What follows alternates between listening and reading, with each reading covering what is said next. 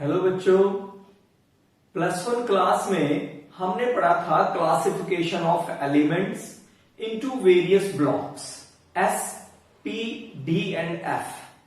आज हम उन्हीं में से P ब्लॉक एलिमेंट्स की चर्चा करेंगे।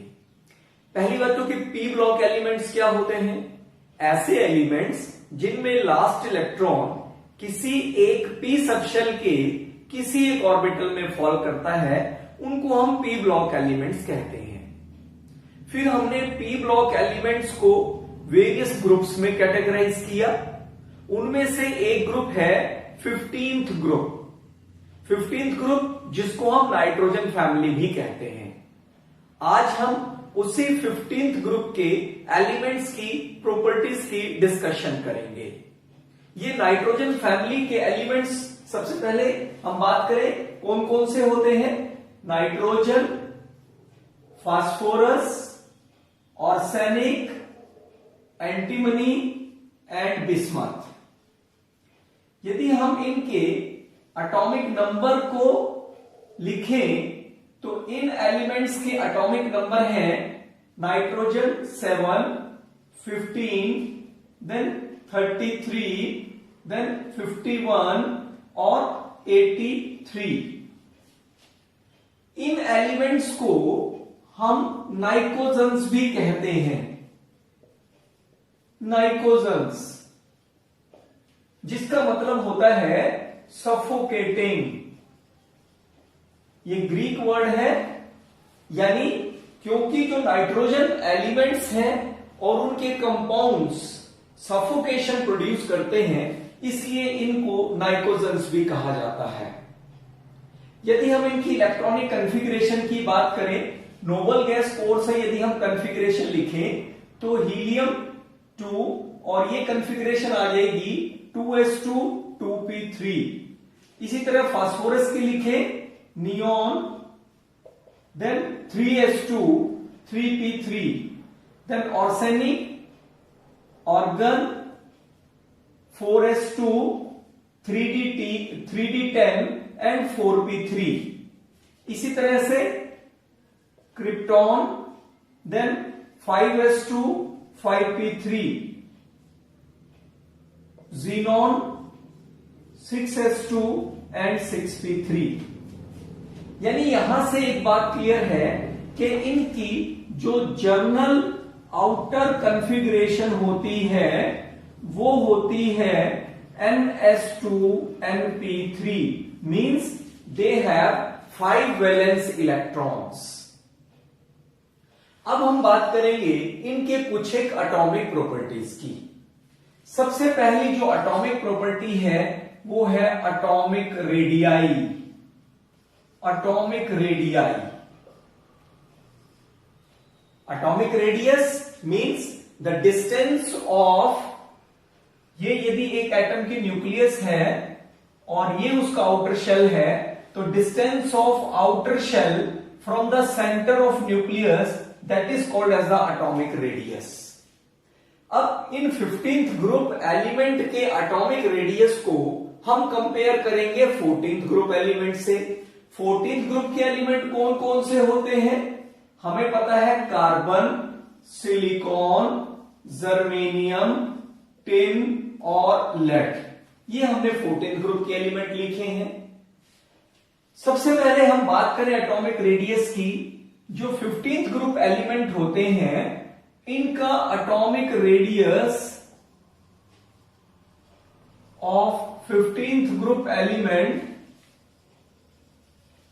is smaller than 14th group element. 14th group element से, यानी corresponding element of the 14th group, यानी नाइट्रोजन का साइज कार्बन से छोटा है, फास्फोरस का साइज सिलिकॉन से छोटा है, तो 15th ग्रुप एलिमेंट का जो साइज होता है वो उसके corresponding element of the 14th group से छोटा होता है। ये डिपेंड करता है न्यूक्लियर चार्ज पर। Nuclear charge, as we move in a period, यानी जब हम इस टाइप से एक पीरियड में मूव करते हैं एक एलिमेंट से नेक्स्ट पर, तो न्यूक्लियर चार्ज बढ़ता है। Nuclear charge means charge on the nucleus बढ़ता है। न्यूक्लियस में जब चार्ज बढ़ता है तो ये आउटर इलेक्ट्रॉन को अपनी ओर खींच लेता है, जिसकी वजह से जो आउटर शेल है वो छोटा हो जाता है, यानी डिस्टेंस आउटर शेल का न्यूक्लियस से कम हो जाता है। That is why atomic radius decreases. और जब एटॉमिक रेडियस डिक्रीज करेगा तो मींस एटॉमिक साइज डिक्रीज कर जाता है। तो इसका मतलब 15th ग्रुप एलिमेंट का atomic size 14th group element के एटॉमिक साइज से छोटा होता है। हां, जब हम एक ग्रुप में डाउन टू ग्रुप चलते हैं, डाउन टू ग्रुप की यदि हम बात करें, down to group nitrogen family में जब एक एलिमेंट से हम नेक्स्ट पर जाते हैं तो वन मेन शेल इंक्रीज कर जाता है। One main shell increases. कैसे? यहां कॉन्फ़िगरेशन से हम देख सकते हैं, यहां आउटर शेल है, सेकंड मेन शेल है, यहां outer shell third main shell है, एक मेन शेल बढ़ गया। यानी यदि हम पिक्चर से रिप्रेजेंट करें, ये सेकंड शेल है, और यदि नेक्स्ट एलिमेंट की हम बात करें, ये सेकंड शेल और ये थर्ड शेल, एक शेल बढ़ गया तो डिस्टेंस आउटर शेल का न्यूक्लियस से इंक्रीज कर गया, यानी एटॉमिक रेडियस इंक्रीज कर गया। That is why down to group जब हम चलते हैं तो atomic radius, down to group atomic radius increases, atomic radius increase करता चला जाता है। Ionisation enthalpy. आयोनाइजेशन एंथैल्पी जो 15th ग्रुप एलिमेंट्स की होती है, of 15th group element is higher than group 14 elements. पहली बात तो हम बात करें कि आयोनाइजेशन एंथैल्पी होती क्या है। आयोनाइजेशन एंथैल्पी होता है the amount of energy required to remove the most loosely bound electron. यानी किसी एक एटम के आउटर शेल में, क्योंकि आउटर शेल वाला इलेक्ट्रॉन ही मोस्ट लूजली बाउंड इलेक्ट्रॉन होता है, सो इस इलेक्ट्रॉन को यहां से रिमूव करने के लिए जो एनर्जी चाहिए, that is called as the ionization energy. अब यदि साइज छोटा होगा एटम का, तो इस आउटर इलेक्ट्रॉन की अट्रैक्शन न्यूक्लियस के साथ बहुत ज्यादा होगी, और इसी ज्यादा अट्रैक्शन की वजह से इस इलेक्ट्रॉन को यहां से रिमूव करने के लिए large amount of energy is required. That is why being smaller in size the ionization enthalpy is high। जो आयोनाइजेशन एंथैल्पी होती है 15th ग्रुप की, वो हाई होती है। साथ में यदि हम एक रीजन और देखें 15th ग्रुप एलिमेंट की, यदि आप इलेक्ट्रॉनिक कॉन्फ़िगरेशन लिखें, E stand for any element of this group, यदि इसकी आउटर कॉन्फ़िगरेशन लिखें तो वो है NS2 एंड NP3। यानी इसकी आउटर शेल जो है वो एग्जैक्टली हाफ फिल्ड है, एग्जैक्टली हाफ फिल्ड। और हमने पढ़ा है कि जो एग्जैक्टली हाफ फिल्ड कॉन्फ़िगरेशन होती है या एग्जैक्टली फुली फिल्ड कॉन्फ़िगरेशंस होती हैं, उनकी एक्स्ट्रा स्टेबिलिटी होती है। जब ये कॉन्फ़िगरेशन एक्स्ट्रा स्टेबल है तो यहां से इलेक्ट्रॉन को रिमूव करने के लिए large amount of energy is required. That is why, because of exactly half filled configuration, also the 15th group elements have high ionization enthalpy than 14th group. इसका मतलब ये हुआ कि जैसे ही हम एक यदि पीरियड में चलते हैं तो आयनाइजेशन एंथैल्पी इंक्रीज करती है। यदि हम डाउन टू ग्रुप की बात करें, डाउन डाउन टू ग्रुप जब हम चलते हैं तो साइज बढ़ रहा है, साइज इंक्रीजेस, और साइज इंक्रीज करने से फिर क्या होता है, सपोज एक एलिमेंट ये था और नेक्स्ट जो एलिमेंट हो गया वो ये हो गया इस ग्रुप में, यानी साइज बढ़ गया। साइज बढ़ने से आउटर इलेक्ट्रॉन की अट्रैक्शन न्यूक्लियस से कम हो गई, और यदि अट्रैक्शन कम हो गई तो आपको कम एनर्जी चाहिएगी इलेक्ट्रॉन को रिमूव करने के लिए। मींस आयनाइजेशन एंथैल्पी इन ए ग्रुप डिक्रीजेस। एक ग्रुप में आयनाइजेशन एंथैल्पी डिक्रीज करती है। यदि हम इलेक्ट्रोनेगेटिविटी की बात करें, नेक्स्ट प्रॉपर्टी हम लेते हैं इलेक्ट्रोनेगेटिविटी। इलेक्ट्रोनेगेटिविटी होता है tendency of an atom to attract the shared pair of electron. यानी यदि कोई ये एक बॉन्ड है, ए बी बॉन्ड, दो एटम्स ए बी के बीच में, तो यहां पर जो शेयर्ड इलेक्ट्रॉन पेयर है इसको दोनों एटम अपनी ओर अट्रैक्ट करने की कोशिश करते हैं। वही टेंडेंसी क्या कहलाती है, इलेक्ट्रोनेगेटिविटी कहलाती है। Electronegativity depend upon the size and number of electrons less than nearest noble gas. अब क्योंकि नाइट्रोजन फैमिली एलिमेंट्स का साइज 14th ग्रुप के कंपैरिजन में स्मॉल होता है, और दूसरा they have only the 3 electron less than the nearest noble gas.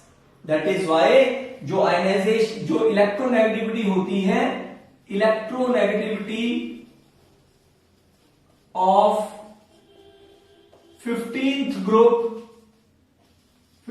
group element is high than the 14th group element। 14th के कंपैरिजन में इनकी जो इलेक्ट्रोनेगेटिविटी होती है वो ज्यादा होती है। Means they are more electronegative than the corresponding element of the 14th group. यदि हम डाउन टू ग्रुप चले तो down to group size increase करता है। Down to group size increases and so electronegativity decreases। electronegativity decreases। Down to group चलने पर elements की electronegativity decrease करती है। नेक्स्ट प्रॉपर्टी इलेक्ट्रोपॉजिटिव और मेटेलिक कैरेक्टर की बात करते हैं। 15th group element are less metallic than 14th group element। 14th group element के कंपैरिजन में इनका मेटालिक कैरेक्टर कम होता है, because they are more electronegative than the 14th group, so they have less tendency to lose electron।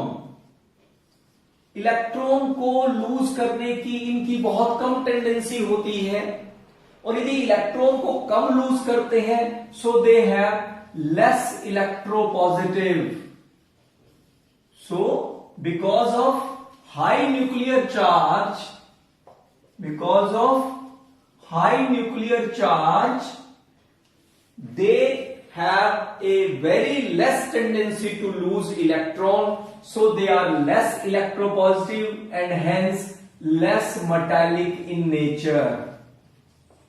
less metallic in nature। इनका जो metallic character होता है वो 14th ग्रुप एलिमेंट के कंपैरिजन में लेस मेटालिक होता है। बट डाउन टू ग्रुप जब हम चलते हैं, डाउन टू ग्रुप चलने पर क्योंकि साइज बढ़ रहा है, साइज बढ़ने से क्या हो रहा है, इलेक्ट्रोपॉजिटिव कैरेक्टर इंक्रीज कर रहा है, क्योंकि इलेक्ट्रॉन लूजिंग टेंडेंसी बढ़ रही है, और इलेक्ट्रोपॉजिटिव कैरेक्टर बढ़ने से क्या होता है, metallic character increases। यही कारण है कि जो नाइट्रोजन और फास्फोरस है दे आर नॉन मेटल्स।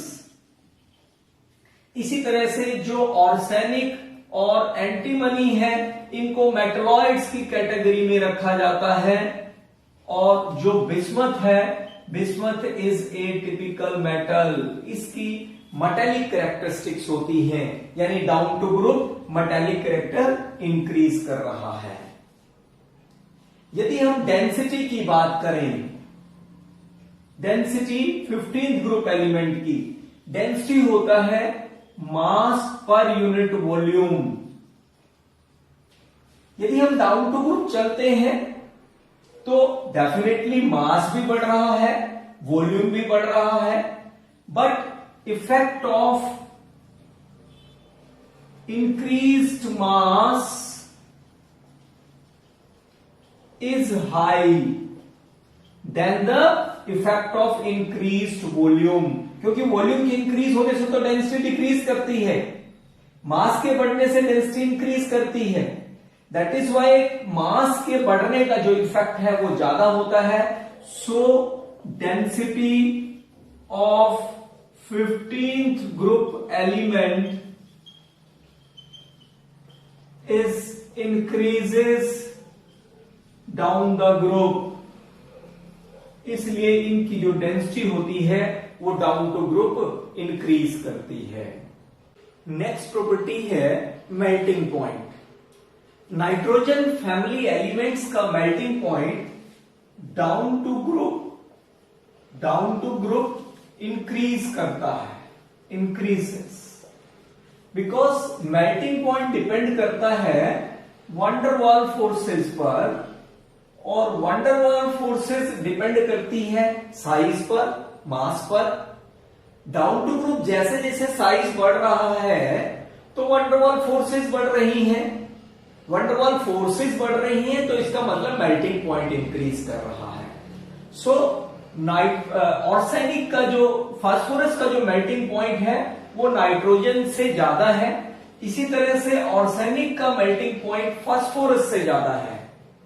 तो अब क्योंकि साइज एंटीमनी और बिस्मथ का ऑर्सेनिक से भी ज्यादा होता है, तो इसलिए एंटीमनी और बिस्मथ का जो मेल्टिंग पॉइंट है वो तो इनसे भी ज्यादा होना चाहिए, परंतु it is observed that antimony and bismuth have the less melting point than arsenic, इनका मेल्टिंग पॉइंट कम होता है।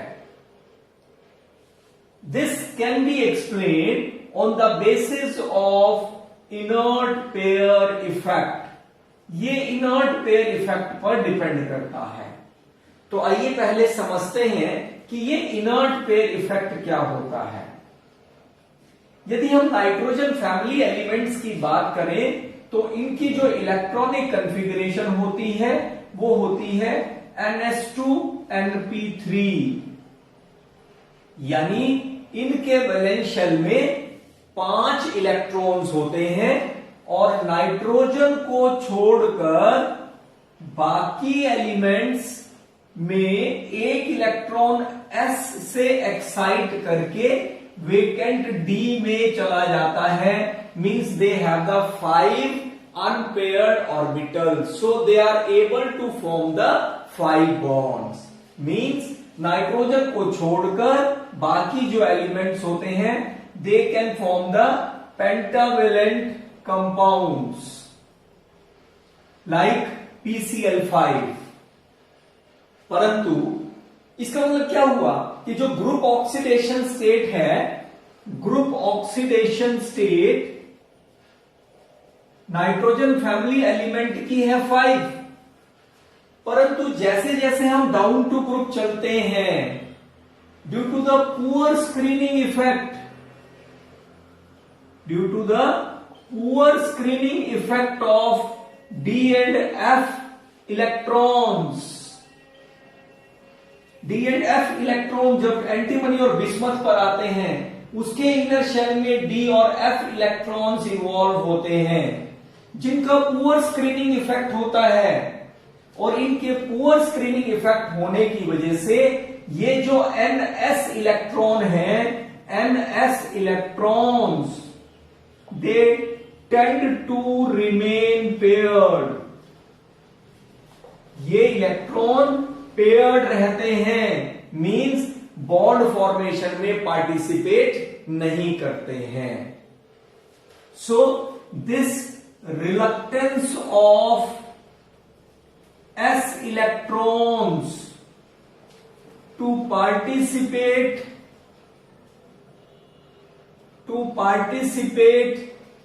in bond formation is called inert pair effect। इन्हीं ns इलेक्ट्रॉन का बॉन्ड फॉर्मेशन में पार्टिसिपेट करने से खुद को रिलक्ट रखना ही इनर्ट पेयर इफेक्ट कहलाता है। या ग्रुप ऑक्सीडेशन स्टेट से down to group 2 unit less oxidation state का ज्यादा स्टेबल होना, that is called as the inert pair effect. यानी down to group 3 oxidation state ज्यादा स्टेबल होगी नाइट्रोजन फैमिली की इंस्टेड दैट ऑफ 5। अब हम इस कंसेप्ट को यहां पर इंप्लीमेंट करते हैं कि टिन और बिस्मथ और एंटीमनी की जो मेल्टिंग पॉइंट है वो कम क्यों होता है? क्योंकि एंटीमनी और बिस्मथ इनर्ट पेयर के इफेक्ट की वजह से +3 ऑक्सीडेशन स्टेट ज्यादा स्टेबल होता है, means antimony and bismuth will form trivalent compounds. That is why जो बॉन्डिंग है वो वीक हो जाती है, वीक बॉन्डिंग, और वीक बॉन्डिंग की वजह से ही जो मेल्टिंग पॉइंट होता है वो लो होता है एंटीमनी और बिस्मथ का। अब हम बात करेंगे नाइट्रोजन फैमिली एलिमेंट्स के ऑक्सीडेशन स्टेट की। यदि हम इनकी कॉन्फ़िगरेशन देखें तो कॉन्फ़िगरेशन होती है NH2NP3, means they have 3 electron less than the nearest noble gas. Valence shell में 5 इलेक्ट्रॉन है तो केवल 3 इलेक्ट्रॉन की कमी है अपना ऑक्टेट पूरा करने के लिए। So that is why they are able to gain 3 electrons to complete its octet. That is why जो इस फैमिली के एलिमेंट है they will exhibit the -3 oxidation state। परंतु nitrogen being small in size and high electronegativity,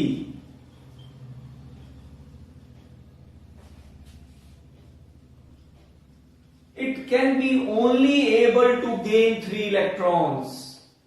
size छोटा होने की वजह से, हाई इलेक्ट्रोनेगेटिव होने की वजह से सिर्फ नाइट्रोजन ही ऐसा एलिमेंट है जो 3 इलेक्ट्रॉन को गेन कर सकता है and it will form the nitride ion.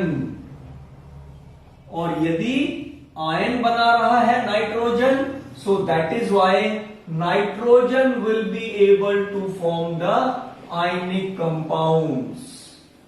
परंतु जो दूसरे एलिमेंट हैं, because bigger in size, less electronegativity, they are not able to gain the electrons, so ions नहीं बनाएंगे। ions नहीं बनाएंगे तो इसका मतलब क्या होगा? जो other elements हैं, other elements they will form the covalent compounds। इसलिए दूसरों के जो कंपाउंड्स होंगे वो कोवलेंट नेचर के होंगे। यही कारण है कि जो नाइट्रोजन है वो दूसरे इलेक्ट्रोपॉजिटिव एलिमेंट के साथ, जैसे मैग्नीशियम के साथ कंपाउंड बनाता है Mg3N2 मैग्नीशियम नाइट्राइड, इसी तरह कैल्शियम नाइट्राइड, इस टाइप के दूसरे इलेक्ट्रोपॉजिटिव एलिमेंट के साथ मिलकर आयनिक कंपाउंड्स बनाता है। यदि हम down to group negative oxidation state के साथ साथ यदि हम पॉजिटिव ऑक्सीडेशन स्टेट की बात करें, because they have 3 electron in their valence, they have 3 half-filled orbitals in their valence shell, So they can share these three half-filled electrons. That is why, because they share their three electrons. कौन से? np3. That is why they will show the +3 oxidation state. इसलिए ये जो elements हैं ये +3 oxidation state भी show करते हैं. नाइट्रोजन को छोड़कर बाकी जो एलिमेंट्स हैं उनमें एक इलेक्ट्रॉन ns से वेकेंट nd में एक्साइट कर जाता है. That is why they will have the 5 half-filled orbital, so they can share their 5 electrons and will exhibit the +5 oxidation state. इसलिए वो +5 ऑक्सीडेशन स्टेट शो करते हैं. परंतु डाउन टू ग्रुप जैसे जैसे हम चलते हैं, due to the poor screening effect of d and f electrons, जो ns इलेक्ट्रॉन्स होते हैं ये वाले, they tend to remain paired, so do not take part in the bond formation. ns electron tend to remain paired, and that is why, because of inert pair effect, जो +5 oxidation state की stability होती है वो down to group decrease करती चली जाती है. यानी एंटीमनी और बिस्मथ की +3 ऑक्सीडेशन स्टेट ज्यादा स्टेबल होती है. यही कारण है कि बिस्मथ का ट्राइक्लोराइड ज्यादा स्टेबल होता है instead that of bismuth pentachloride. That is again because of bismuth, that is because of inert pair effect. इसी तरह से, लेकिन यहां पर एक बात ध्यान देने वाली है कि बिस्मथ का पेंटाफ्लोराइड स्टेबल है. बिस्मथ का पेंटाफ्लोराइड स्टेबल है, जबकि बिस्मथ का पेंटाक्लोराइड स्टेबल नहीं होता है, बिकॉज फ्लोरीन की हाई इलेक्ट्रोनेगेटिविटी होने की वजह से फ्लोरीन इन ns इलेक्ट्रॉन को वेकेंट d में एक्साइट कर सकता है. दैट इज वाई बिस्मथ पेंटाफ्लोराइड्स बनाता है. नेक्स्ट प्रॉपर्टी है कोवलेंसी. कोवलेंसी क्या होती है? किसी एक एलिमेंट के वैलेंस शेल में जितने इलेक्ट्रॉन होते हैं, जनरली एलिमेंट की टेंडेंसी होती है उतने बॉन्ड बनाने की. अब यदि हम नाइट्रोजन की बात करें, इसके वैलेंस शेल में है 5 electron, but due to absence of d orbitals, it cannot extend its octet. यहां पर ये अपने एक इलेक्ट्रॉन को 2s से 2d में नहीं भेज सकता, क्योंकि इसके पास तो d अवेलेबल ही नहीं होता. इसलिए जो मैक्सिमम कोवैलेंसी है, जो कोवैलेंसी होती है नाइट्रोजन की, वो 3 होती है. हां, कोऑर्डिनेट बॉन्ड फॉर्म करते वक्त, डायरेक्टिव बॉन्ड फॉर्म करते वक्त ये अपनी मैक्सिमम कोवैलेंसी को 4 तक एक्सटेंड कर सकता है. यही कारण है कि जो नाइट्रोजन है, it do not form NCl5 या NF5 टाइप कंपाउंड्स. ये कंपाउंड्स नाइट्रोजन के अवेलेबल नहीं होते हैं. बट जो दूसरे एलिमेंट हैं वो, उनके पास वेकेंट d ऑर्बिटल होता है, इसलिए एक इलेक्ट्रॉन ns से d ऑर्बिटल में शिफ्ट कर जाता है. सो दे कैन एक्सटेंड. इसीलिए उनके जो दूसरे एलिमेंट होते हैं उनकी जो वैलेंसी होती है वो 5 तक हो सकती है. नेक्स्ट अब हम बात करेंगे डिस्प्रपोर्शनेशन रिएक्शन की. डिस्प्रपोर्शनेशन रिएक्शंस क्या होती हैं? ऐसी रिएक्शंस जिनमें एक सिंगल कंपाउंड ही ऑक्सीडाइज भी हो रहा है और रिड्यूस भी हो रहा है. जनरली क्या होता है कि किसी एक रिडॉक्स रिएक्शन में एक कंपाउंड यदि ऑक्सीडाइज हो रहा है तो साइमल्टेनियसली दूसरा रिड्यूस होता है, परंतु ये रिएक्शन ऐसी होती है जिनमें एक ही कंपाउंड ऑक्सीडाइज भी होता है साथ साथ और रिड्यूस भी होता है। यदि हम बात करें जैसे नाइट्रस एसिड की, nitrous acid on heating it will be converted into nitric acid, nitric oxide and water. यदि हम इसको बैलेंस करें तो ये आ जाएगा 3 और ये 2 पे बैलेंस हो जाएगा। यदि इसका ऑक्सीडेशन नंबर लिखें तो यहां पर है नाइट्रोजन +3 ऑक्सीडेशन स्टेट में है, यहां नाइट्रोजन +5 स्टेट में है और यहां नाइट्रोजन +2 स्टेट में है। अब देखिए +3 ऑक्सीडेशन स्टेट से +5 ऑक्सीडेशन स्टेट चेंज हो रही है नाइट्रोजन की, कैसे होगी? By the loss of electron, यानी ये ऑक्सीडेशन हो रही है और आपको ये जो प्रोडक्ट मिल रहा है वो ऑक्सीडाइज प्रोडक्ट मिल रहा है। इसी तरह से यहां पर नाइट्रोजन +3 से +2 में चेंज हो रहा है, कैसे? By the gain of electron. इसका मतलब यहां पर रिडक्शन हो रही है और ये आपको रिड्यूस प्रोडक्ट मिल रहा है। इसी तरह से यदि हम एक एग्जांपल और लें, phosphorus acid on heating it will be converted into phosphoric acid and phosphine. Balance करें तो ये 4 हो जाएगा और ये 3 हो जाएगा। यहां पर जो ऑक्सीडेशन स्टेट होती है फास्फोरस की वो +3 है, यहां पर +5 है और यहां पर फास्फोरस -3 स्टेट में है, यानी +3 से +5 में चेंज हो रहा है। ऑक्सीडेशन +3 से -3 में हो रहा है, यानी रिडक्शन। अगेन एक सिंगल कंपाउंड ऑक्सीडाइज भी हो रहा है, रिड्यूस भी हो रहा है। सो ये क्या हुई? Disproportionation reaction.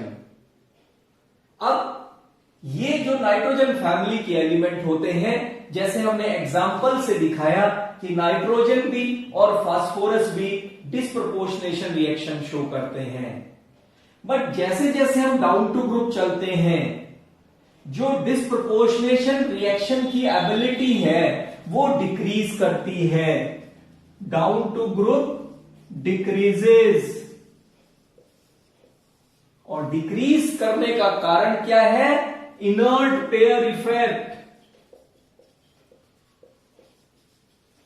Because +5 oxidation state की स्टेबिलिटी डाउन टू ग्रुप बहुत कम होती है। इसीलिए यदि सपोज आप यहां पर एंटीमनी या बिस्मथ एलिमेंट कंसिडर करें तो +3 तो वो ज्यादा स्टेबल है, बट वो +5 में कन्वर्ट नहीं हो सकता, एक ऐसे कंपाउंड में कन्वर्ट नहीं हो सकता जिसमें बिस्मथ या एंटीमनी +5 स्टेट में हो, क्योंकि उनकी +5 स्टेट तो बहुत कम स्टेबल होती है। दैट इज वाई जो डाउन टू ग्रुप है वो इनर्ट पेयर इफेक्ट की वजह से जो डिस्प्रपोर्शनेशन रिएक्शन की फॉर्मेशन की एबिलिटी है वो डिक्रीज करती चली जाती है। नेक्स्ट प्रॉपर्टी हम बात करेंगे कैटिनेशन की। कैटिनेशन क्या होता है? Self linking property. Self linking property means एक एलिमेंट का अपने ही जैसे एलिमेंट के एटम से बॉन्ड बनाकर large number of the long chain compounds बनाना, that is called as a catenation. 10th class में हमने पढ़ा था कि जो 14th ग्रुप में कार्बन एलिमेंट है, carbon element, carbon will show large catenation, मतलब कार्बन बहुत सारे कंपाउंड्स बनाता है because of CC bond strength.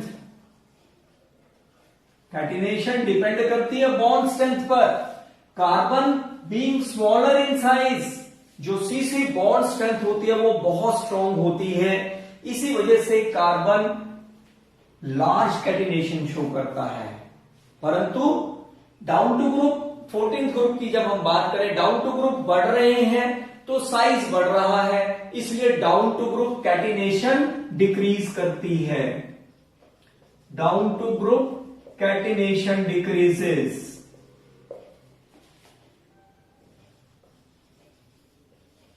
परंतु यदि हम 14th ग्रुप को कंपेयर करें, जो 15th ग्रुप को, 15th group element show less catenation than 14th group. 14th group element के कंपैरेटिवली जो 15th ग्रुप की कैटिनेशन होती है वो कम होती है। That is because of E bond strength, क्योंकि 15th ग्रुप एलिमेंट में जो बॉन्ड स्ट्रेंथ होती है वो कार्बन की बॉन्ड स्ट्रेंथ से वीक होती है। दैट इज वाई जो 15th ग्रुप एलिमेंट है वो कम कैटिनेशन शो करते हैं। अभी हमने कहा कि कैटिनेशन 14th ग्रुप एलिमेंट में डाउन टू ग्रुप डिक्रीज करती है, तो 15th ग्रुप में भी ऐसे ही डिक्रीज करना चाहिए, यानी जो फास्फोरस है उसकी कैटिनेशन नाइट्रोजन से कम होनी चाहिए। But nitrogen will show less catenation than phosphorus. Phosphorus के कंपैरेटिवली जो नाइट्रोजन है उसकी कैटिनेट करने की जो पावर है वो कम होती है। कारण उसका क्या है? बिकॉज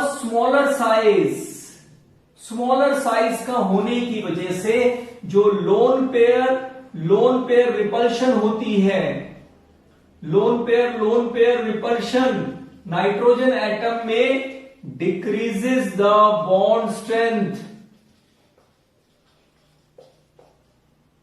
नाइट्रोजन की जो बॉन्ड स्ट्रेंथ है ये रिपल्शन उस बॉन्ड स्ट्रेंथ को कम कर देती है, जिसकी वजह से जो नाइट्रोजन है वो लेस कैटिनेट करता है देन फास्फोरस, यानी फास्फोरस की कैटिनेट करने की power comparison to the nitrogen ज्यादा होती है।